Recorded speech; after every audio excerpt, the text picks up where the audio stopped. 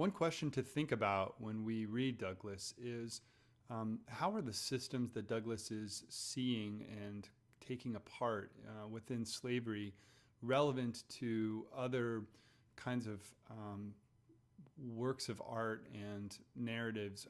much later in American history? If we look at the scene where Mr. Auld is correcting his wife for teaching Douglass how to read, and we see the language that Auld uses and how it kind of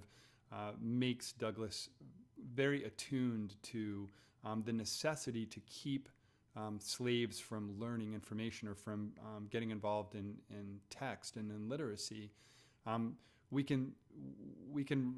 remark that this kind of control is something that authors are concerned about for decades and decades past Douglass, having nothing to do with slavery. So that in Fahrenheit 451, for example, we see this kind of government model run amok where preventing people from being able to read books is a way that the dominant culture kind of asserts its power. And we typically don't think about Douglass in terms of